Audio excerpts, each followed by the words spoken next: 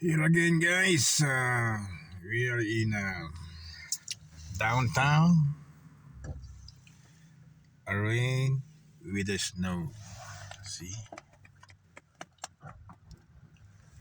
A rain with the snow.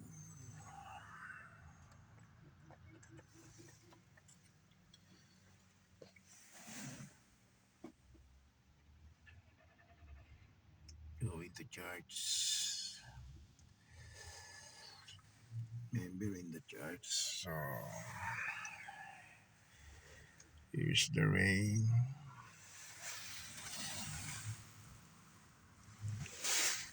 Cloudy, rainy days.